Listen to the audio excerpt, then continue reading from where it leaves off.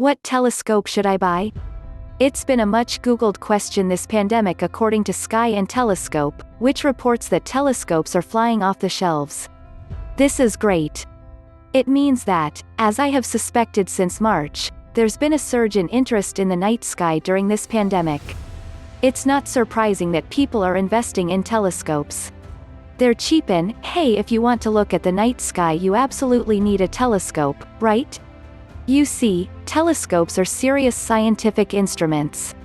Buying a telescope as soon as you develop an interest in the night sky is like returning from a zoo all excited about animals and then investing in a microscope to study bacteria. If you're new to stargazing and the night sky, then a telescope is, in my humble opinion, probably the worst thing you can buy, both for you and particularly for a child showing an interest in the night sky. Promise me one thing: do not buy a telescope for a kid for Christmas and leave them to figure it out themselves. You need to do your research and know enough about how they work, including, crucially, how to set them up. Then you need to have a list of 10 things you want to show them a close-up of in the night sky. If you don't take the time to do any of that, then by buying a telescope you will likely be turning their excitement into dust, literally, since many telescopes sit gathering it. Some night sky enthusiasts will hate me for saying this, but buying a telescope when you're starting out can be a huge mistake. Stargazing and amateur astronomy is all about patience. There is no quick fix to knowing and navigating the night sky. It's best done slowly, and getting a telescope comes down the road. So here's why not to buy a telescope, and what you should really be buying if you're becoming a stargazer. At the moment you're wandering into your backyard and looking at the stars. Hopefully you're beginning to recognize a few constellations.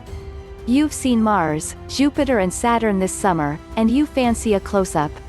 That all makes perfect sense, except that telescopes take you away from the night sky and get you involved in technology.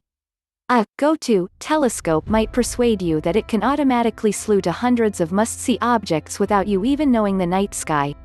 Firstly, that's wrong. You need to know your way around the night sky a little to align a telescope. Secondly, if you're not going to take the time to learn about the night sky yourself, then what are you doing?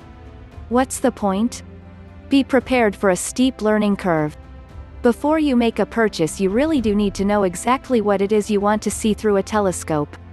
Then you must learn the differences between reflectors and refractors, Dobsonians and Newtonians.